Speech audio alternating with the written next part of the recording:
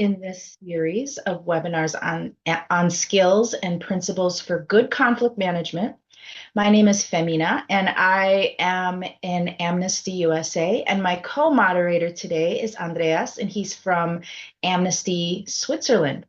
And also Vavika Solanki, I'm sorry if I slaughtered your name, from the Movement Building Program at the International Secretariat. Today, we are joined by our guest, Dr. Joan McGregor, a conflict resolution specialist. Joan will talk to us about exploring a model for open communication called the Johari window. This webinar series is a part of a program of work to support conflict competency within the movement that is being run by the Movement Building Program at the International Secretariat.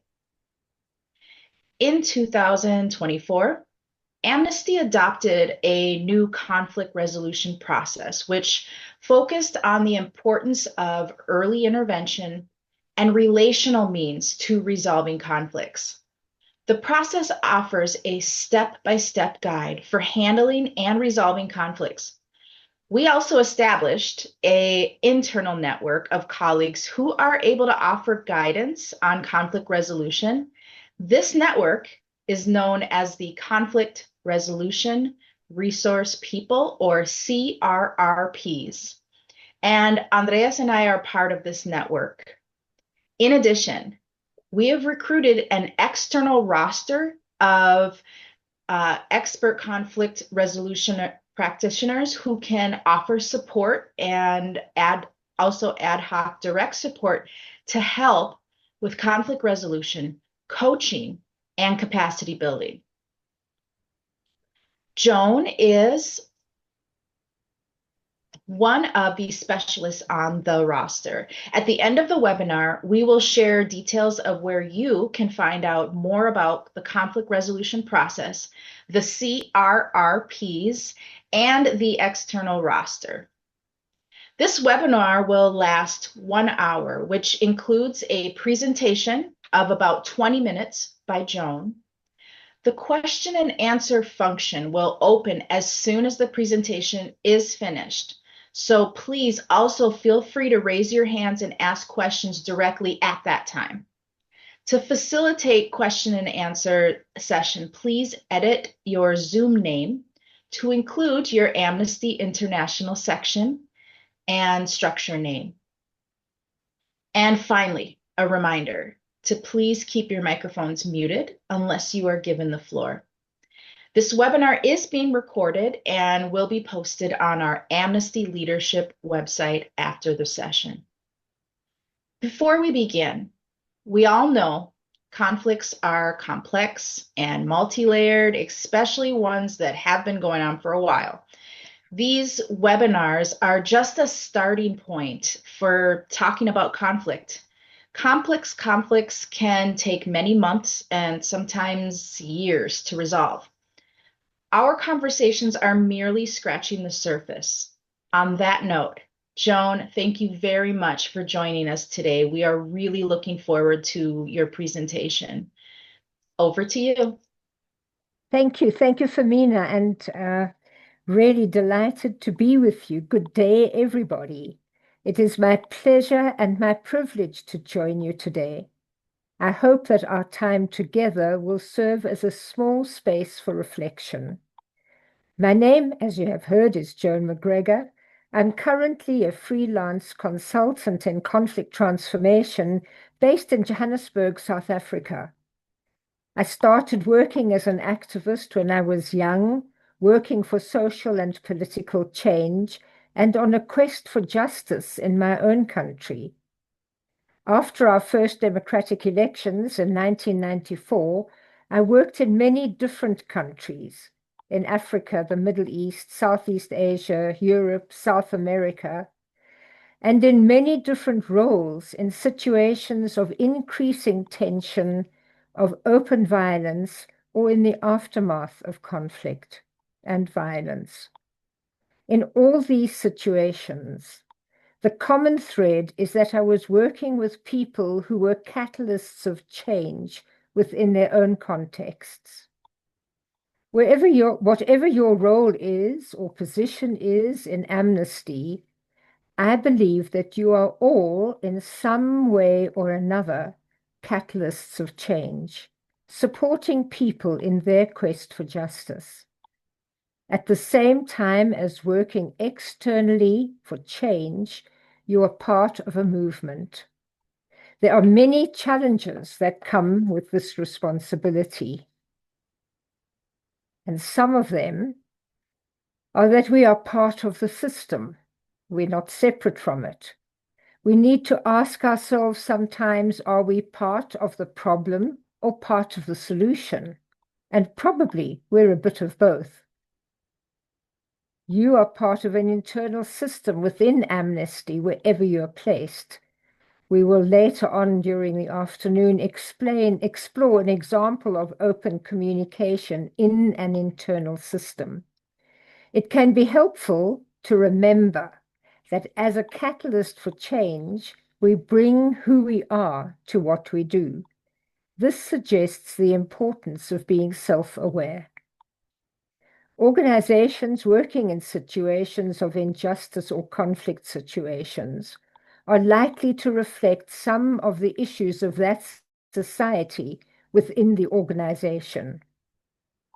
In working for change, there are questions that haunt me, and perhaps there are also questions you have as you engage with your communities and your colleagues. Some of the questions that come to me time after time: where do I fit in? How can I address power imbalances? How will I be perceived by others? How can I be sure that I'm not offending anyone? And of course, there is the old perennial one of, can we make things worse? And perhaps now we can pause for a minute or two for you to think about the questions that accompany you as you engage in your work for change.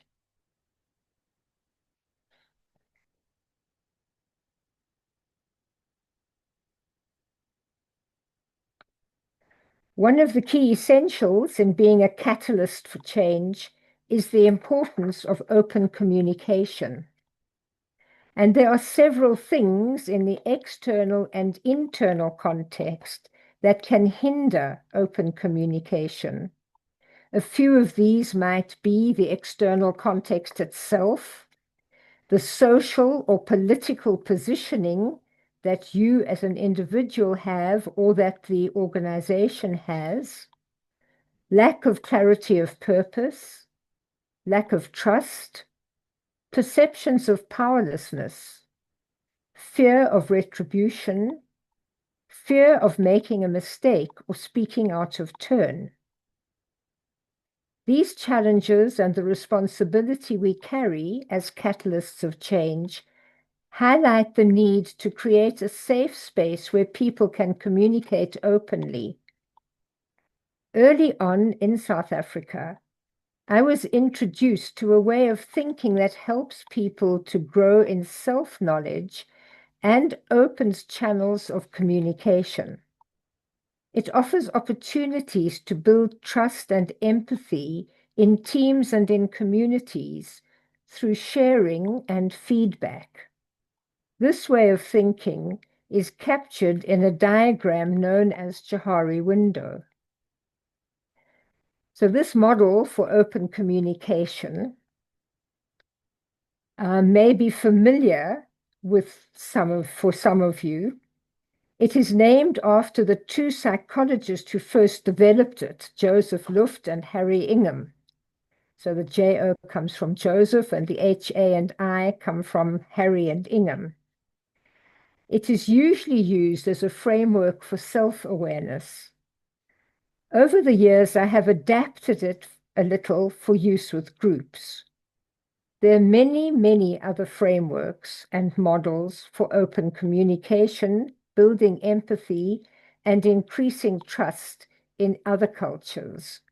These will be helpful in your work if you can seek them out or if you are familiar with them. I hope that exploring this approach today can add value to your work as catalysts for change. Why particularly the adapted Johari? My experience is that knowing the framework and understanding the concepts has helped to build deeper trust in teams and communities through encouraging sharing and feedback. It also has helped to create more equal power relationships, and it can help in creating a safe space for exploring issues. I found it helpful to think about the concepts in Johari when there is misunderstanding, and it can be helpful when we feel stuck. Perhaps people keep saying the same thing over and over, sometimes in slightly different ways, but still the same thing, or perhaps when people are not engaging. So I'd like you to join me now to explore this adapted framework with me. And it's created as a little diagram that looks like a window. So there are two axes. There is the horizontal axis at the top, which has two columns underneath it. The first column is anything that's in this column is known to us. The second column is what is unknown to us. The vertical axis has two rows. The first row is what is known to them, and the second row is what is unknown to them.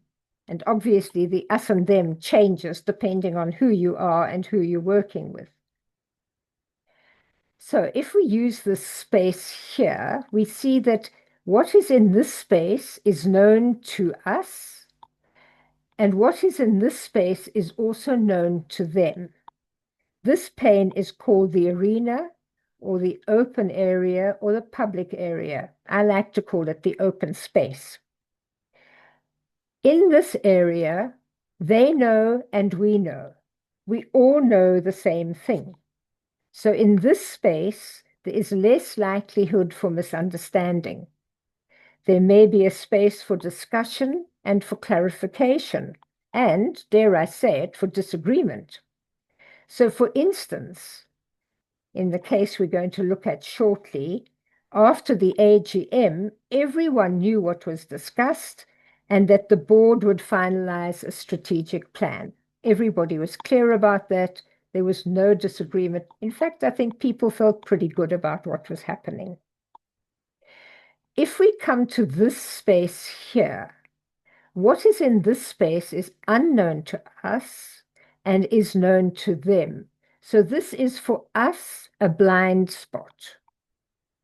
And we won't know about our blind spots unless somebody's kind enough to tell us. And sometimes we can find out by observation and testing what we understand by that. We'll come back to all of these shortly. In this square here, the information is known to us and unknown to them. So for us, it is a hidden area. It's information we know, but they don't.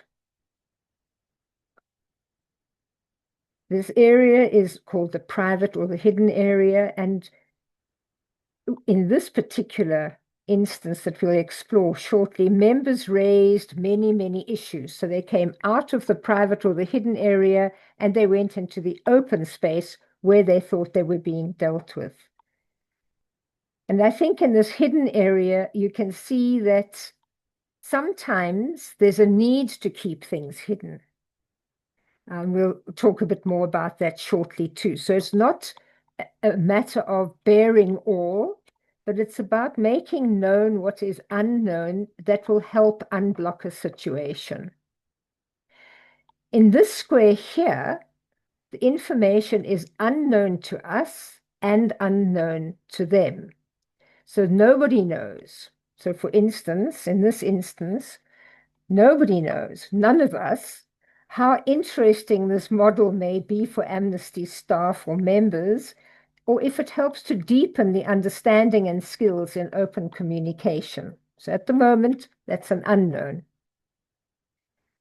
So in order to increase trust, work towards empathy and collaborative or collective approach, this framework suggests that the larger the open space is here, the less likelihood there is for confusion and misunderstanding.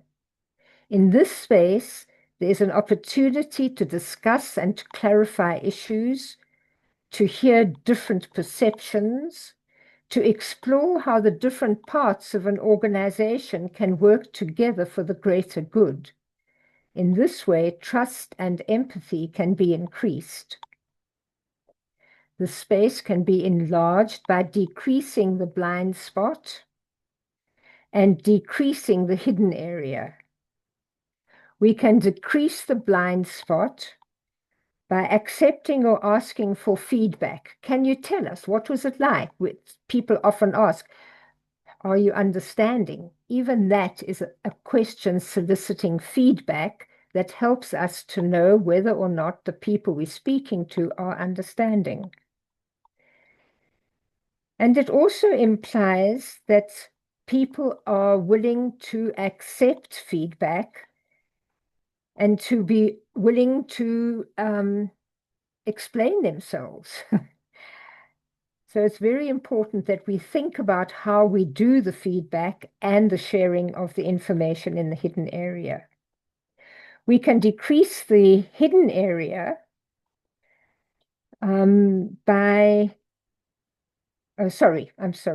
We can decrease the blind spot. This implies that different parts of the organization will be open to hearing how they say and do affect others, and that there is a mechanism within the organization to allow for this. It implies that different parts of the organization are willing to explain their actions. So the importance of decreasing the blind spot and decreasing the hidden area to increase the open space. So just another short pause. Any questions for clarification you might have? Any thoughts that you would like to share with us when we come to the Q&A?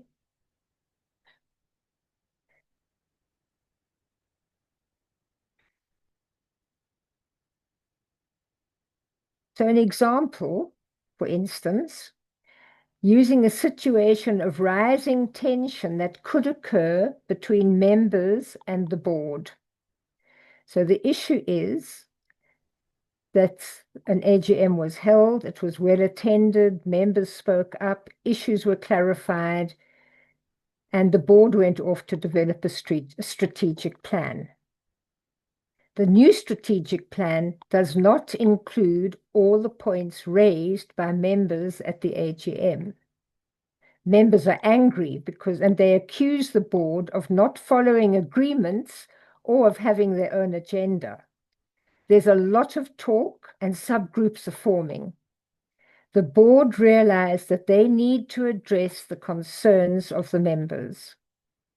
They called a meeting and invited the members to explain their criticism of the strategic plan. They tell the members that they put a lot of work into the strategic plan and they can't understand the extent of the dissatisfaction.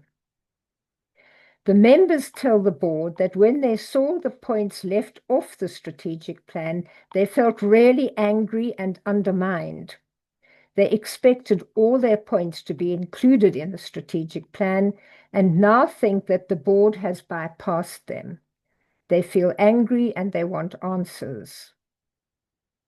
So let's consider how this way of addressing an issue could increase the open space. So the board invited feedback, decreasing the blind spot, and they at the same time disclosed how they had put energy into making the strategic plan. Members disclosed how they are affected by the board's actions, and the board explained that limited budget meant that they had to use their discretion and prioritize issues. So let's take a minute to think about the terms feedback and disclosure. So feedback we can think of as telling someone or a group in what ways their words or actions affect you. Feedback needs to be specific. It describes what the person said or did and describes the effect of that action or those sayings on you. Feedback is not a judgment about whether the other person's words or actions are right or wrong, rather the effect of their words or actions on you. Feedback also includes some sharing or disclosure. And that's direct feedback. We can also get indirect feedback. So sometimes people stare out of the window or they look the other way or they look bored. That also is feedback. And if we can observe that sort of behavior, we can adjust what we're doing. So feedback can be direct, but it can also be indirect. And then let's think about disclosure or sharing.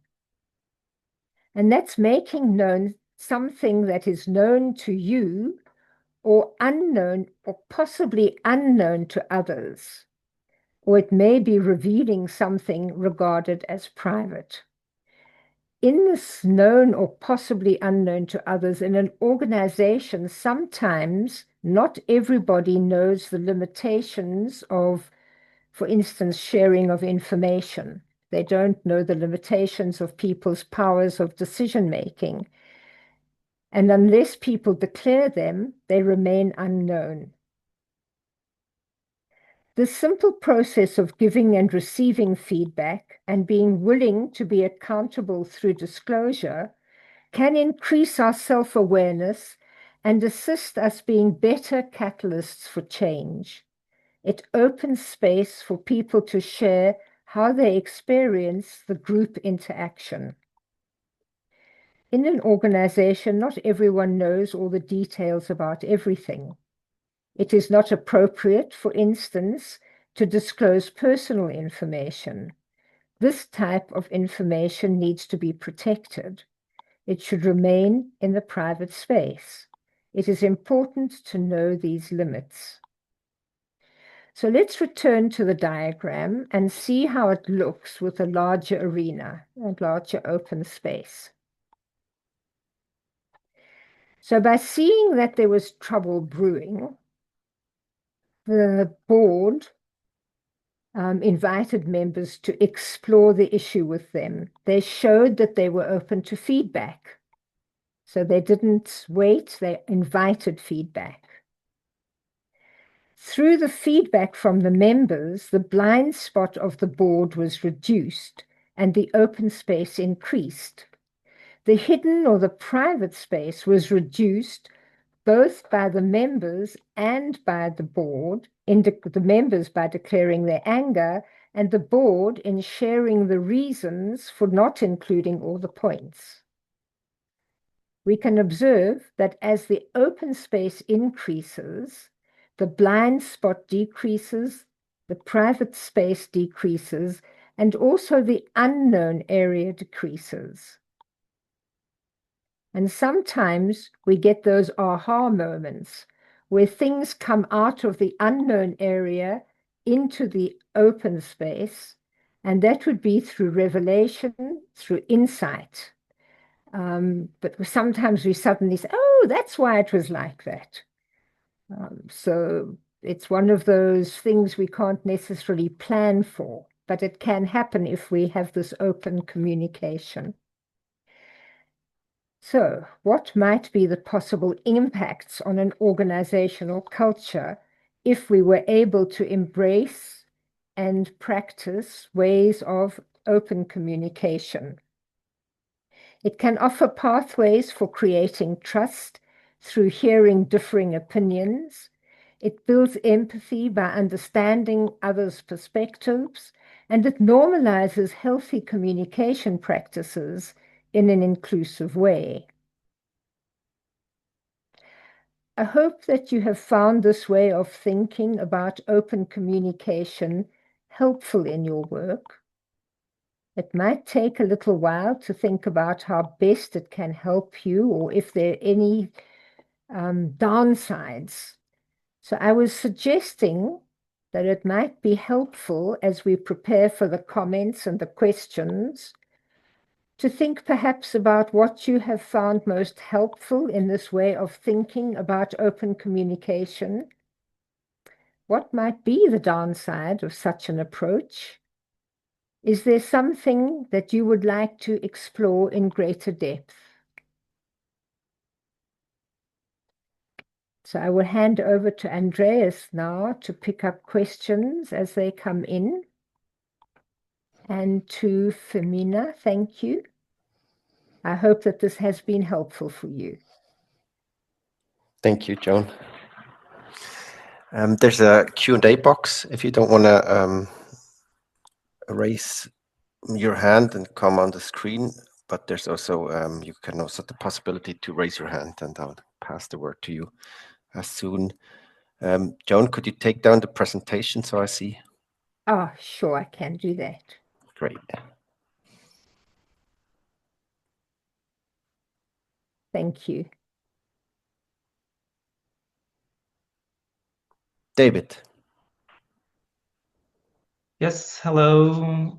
Thank you very much for, do you hear me? Yes?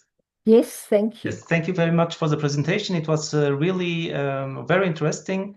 Um, um, I am glad to hear that transparency helps to and communication helps to have a better environment, work environment, and trust within the team. My question is, when one part of the team, one department, for example, is not so is more greedy on sharing information. What kind of questions, besides the classic reporting, questions should I ask them in order to have more trust in the team? Thank you. Andreas, shall I proceed? Yes, please. Thank you. David, thank you. Yes, it's a really good question because you can't play if others don't want to play, huh? Sometimes it might be helpful really to spend time with that group on their own to hear what their concerns are. Because very often the thing that stops people wanting to be open is that they are fearful of those points I put up of maybe they'll say the wrong thing, how will they be perceived, what's within their role, what are the limits. Sometimes they need to clarify it themselves. So to spend time with them, to be the critical friend, more friend than critical at first, but then being able to ask them in private, what's the worst thing that would happen? What's the best thing that could happen? If they were in the other people's shoes, how would they see it? Really do a little exploration with them, get out of the linear thinking into some more lateral thinking. So getting them to explore a little bit, because 10 out of 10, they're taking their, 9 times out of 10, they are taking their responsibilities very seriously. It's not bad will always that stops people wanting to disclose. They might just be fearful about how it will be perceived. Can it be used against them if there's tension in the organization? Does that help, David? I'm sure it's things you do by nature. Absolutely. No, it's really good advice. Thank you very much. Great. We have a question in the Q&A box. Sometimes member questions keep coming back again and again. Either the board is not being clear or members are not liking the answers they are receiving. Suggestions? I have a little saying that if it's not dead, it doesn't lie down. So if it's not lying down, it's alive, it's kicking, it wants attention.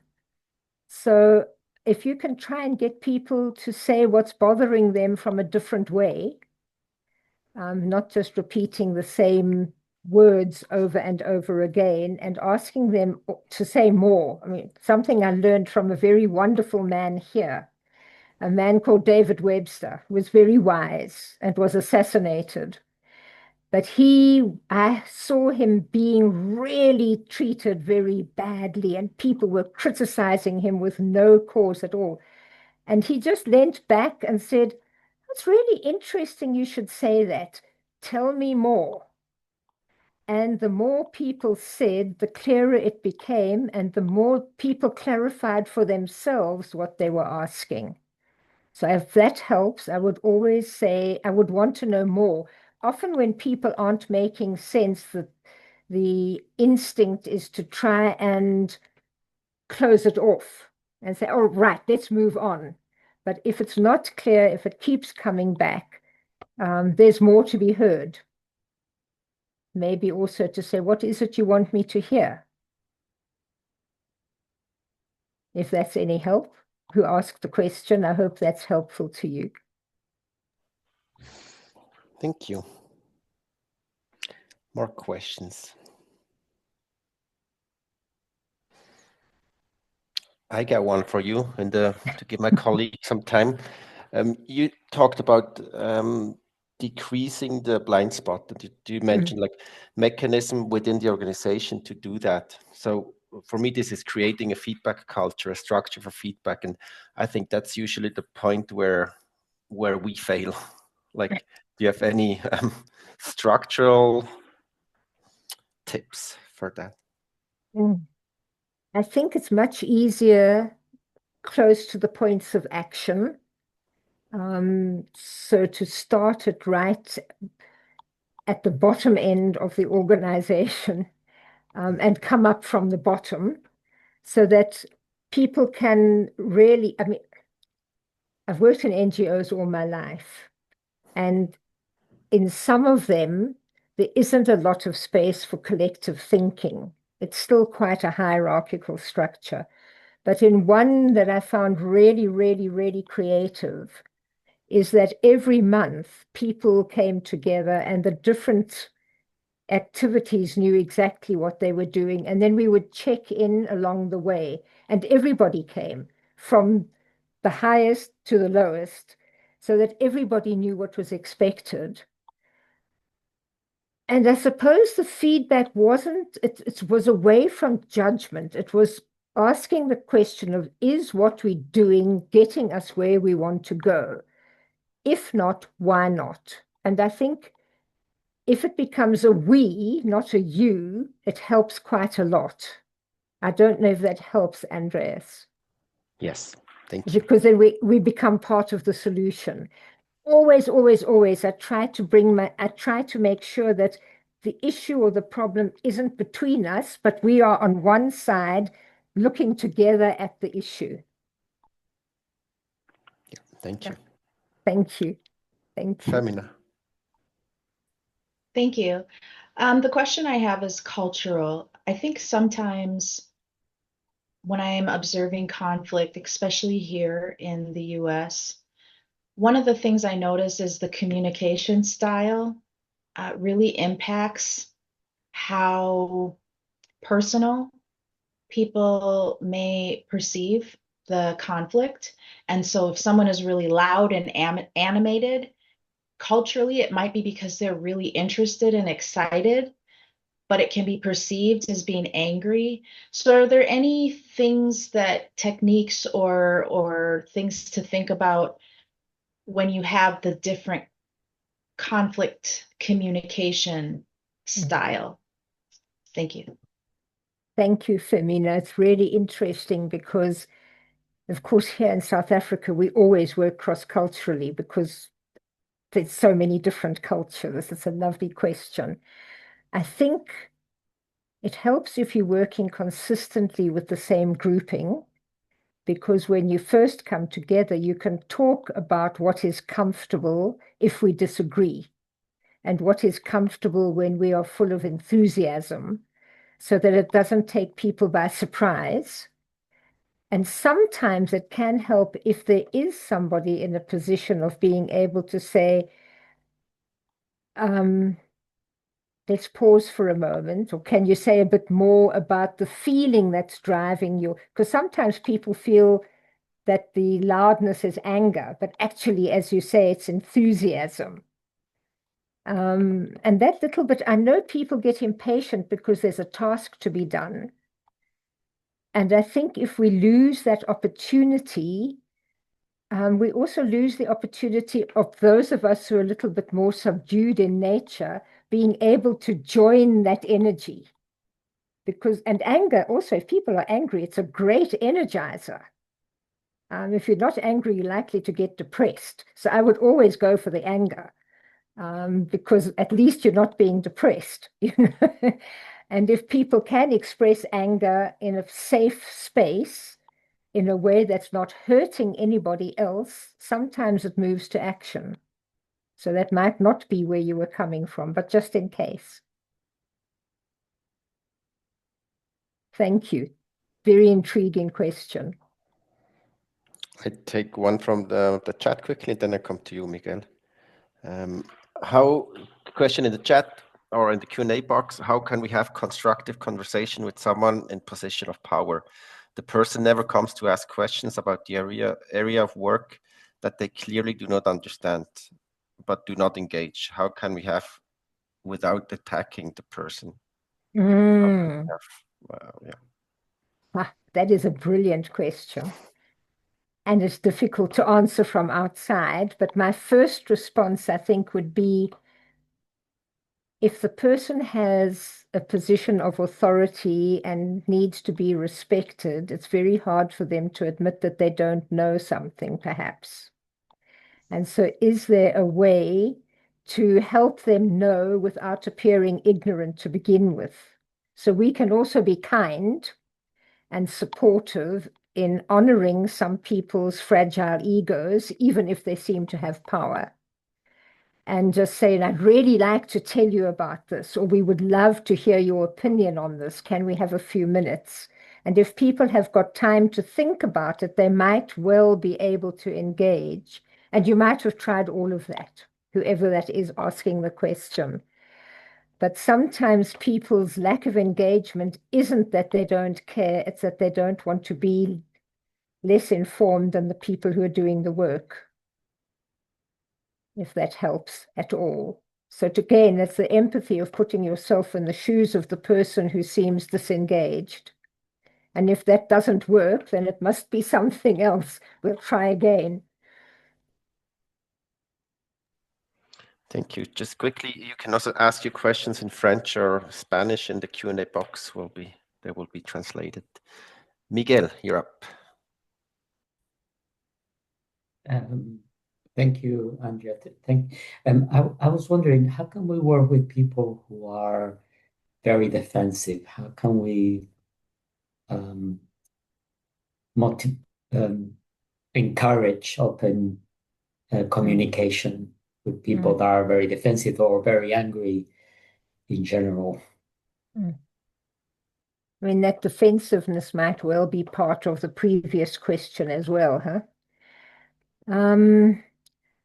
I suppose it's trying to create that empathic space of really listening and starting at the edge, sort of small steps towards deeper talking. So getting to know one another on a personal level, beginning so people get aware of identifying with others in the group. Sometimes people think they're the only ones who think or feel like that. And you can do that in many creative ways. We could have a whole session just on trying to help people identify others and to identify with others in a group. But it really is, I suppose, to respect also the defenses, because defenses sometimes protect people who have been deeply traumatized. And I don't think any of us have the privilege of working in places where people haven't experienced trauma. And sometimes those defenses aren't just being difficult. So to go very gently and supportively and appreciating what is offered with this intention of going a little bit deeper every time. It takes time to build trust.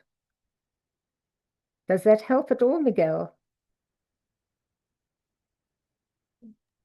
Yes, thank you very much.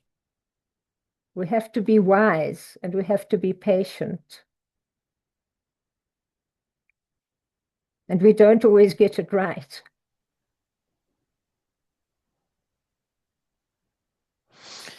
There's two more questions in the Q&A box. Number one, how can we foster open communication in a multi-generational workplace without enforcing the old or new ways of activist culture is better than the other? Ah, you're talking to the right one here. I've had years and years of dealing with cross-generational stuff. Yeah, it's difficult. And I think in some cultures it's more difficult than in others, where sometimes all that older people have in terms of self-respect is their age. And that can be difficult. I think there are many, many different ways. Again, it takes time. And I think very often in these days, we're in a bit of a hurry. Things are urgent. Life is urgent. I think all of you know that. All of you can recognize that. To try and create some spaces where maybe the different generations can have their own discussions and think about what they would like to ask others and what they'd like to say to others, so that it's a bit of a recognizing that they can ask for answers, but they've also got some wisdom to offer, no matter if they're 12 or 80. But to try and level the playing field in some ways on a human level, recognizing that people do bring wisdom, and young people bring wisdom too. And young people bring technical skills, which are wonderful things. I also bring some, but not that many.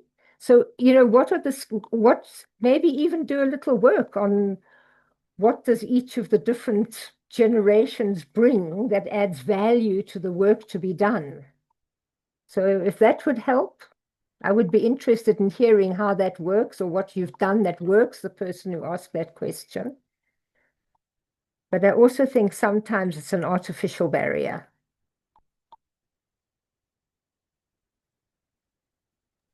It might be something else that's the barrier, not the age. But it's easy to say it's the age.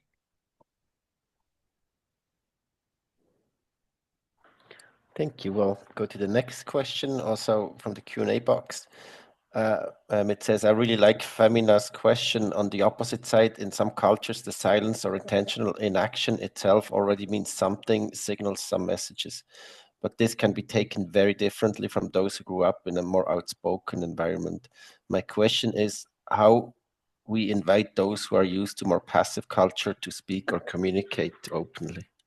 Oh, I love the question. It's the most lovely question, because I think that our greatest asset is to be genuinely, humanly curious and to want to know, to want to learn, to want to share something of the life of the other without judgment, without expectation about whether I'll agree or not agree. But curiosity is the most wonderful gift, I think, and to come with genuine, open curiosity. And this famous, could you tell me a bit about that? How do you see that? What was it like for you? And the most wonderful gift we have at the moment is this trend in many places towards an oral history, where youngsters are interviewing their own grandparents and learning about what food they ate, what songs they sang, what games they played. And it has made such a difference in so many communities. So being curious is a great gift. I hope that helps. Miguel. Oh, all of those. That's lovely. So, thank you. But to be curious, to be compassionate, what more can we do as caring human beings who want a different world?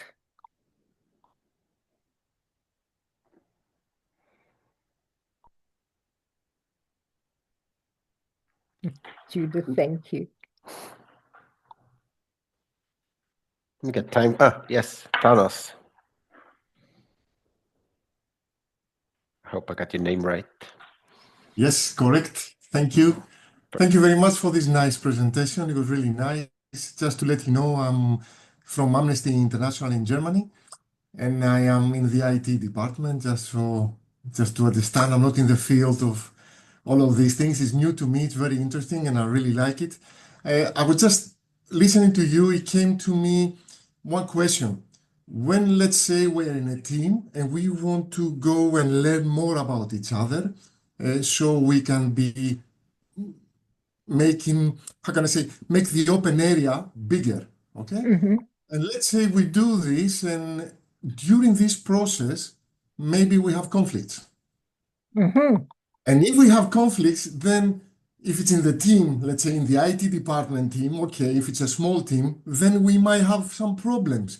So I would like to know what your advice is, what to avoid, what not to do, or what to do. That's what I just think, came to me.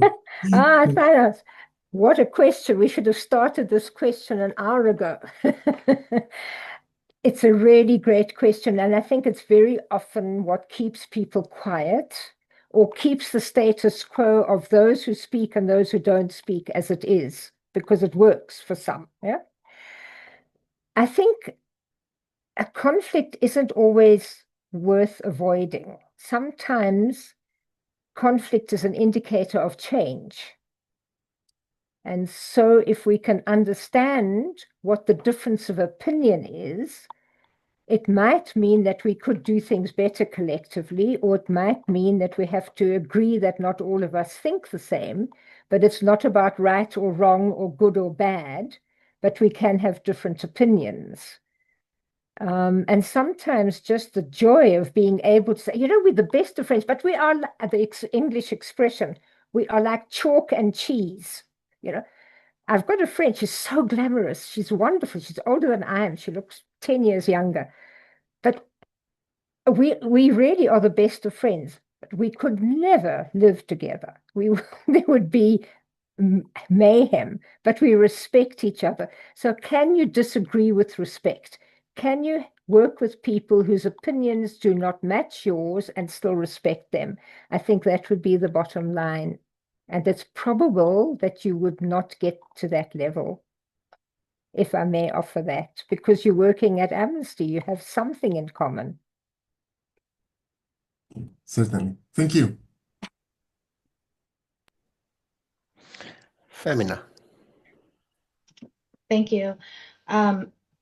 I imagine many of our members and staff go out into the community and may be affronted with folks that are instigators or are just interested in creating havoc. And so how do you manage that? What's like something that you can say or do if you are talking with someone that is kind of working with misinformation and they kind of know it. It's like a fun game for them. That's kind of what's happening in the US right now. So, ¿Cómo estás? Muy bien. Muy bien.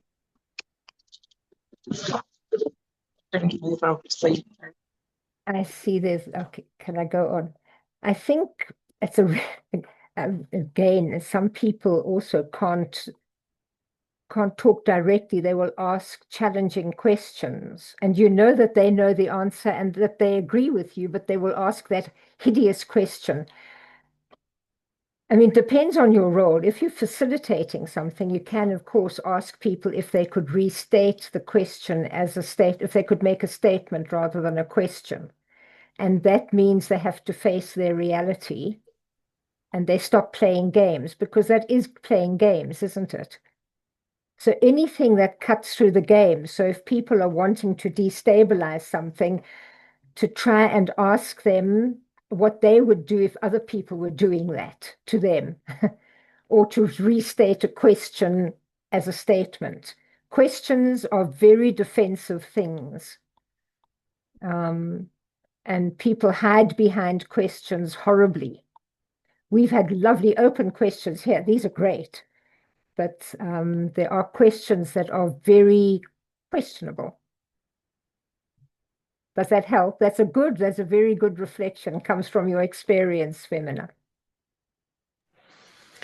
All right, here we go with the last question, and then our time will be running out. Mari. Again, I hope I didn't mispronounce your name.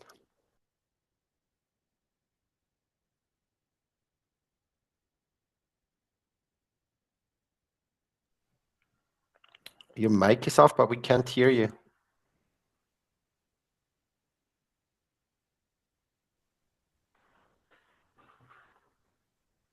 Still not.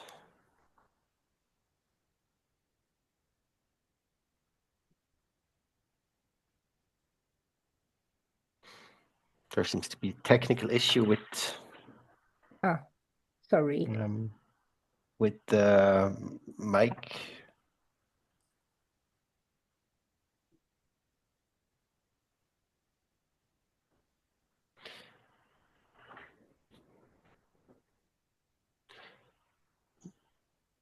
Yes, you could post in the chat. I'm just looking at the time a bit because we want to finish here on time. I don't know how long it takes you to write it in the chat, but you feel free to do this. We'll give you another minute.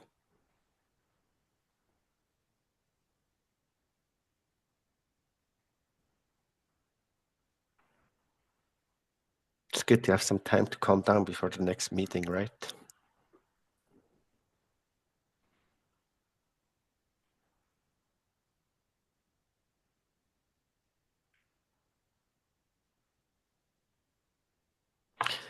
All right, it doesn't seem to be working. I'm sorry that this didn't work. I'm gonna... now I heard something. Nope. All right, we'll have to leave it at that. Sorry. Well, I'm gonna start with the outro. Joan, could you put up the last slide, please? Thank you so much. Well, thank you so much, Joan, for this great session. It was, to me, very enlightening to hear you talk about this. Thank to all the other participants too.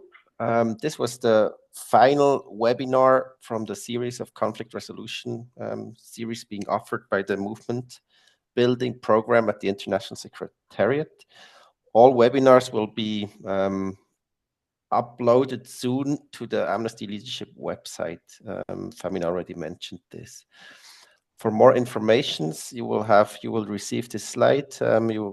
With all the informations, you can always reach out to the Movement Building Program at conflictresolution@amnesty.org. There's the conflict resolution website. You'll find it on here too. And you can always contact the conflict resolution resource people such as Femina and me, or there's tons of other people in this role all over the world, actually. And in case of conflicts, you can use the core standard guidance note on handling conflicts and complaints. Also, you will find the link on this website. Also, we will send you a short questionnaire to evaluate this webinar. We'd be very glad if you filled that out so we can improve our services. Thank you again. Thank you so much, Joan, for being here with us. Thank you, Femina, my co-host. Thank you, interpretation team, and Bhavika in the background. Enjoy the rest of your day, whatever time it might be where you are. Thank you. Bye-bye.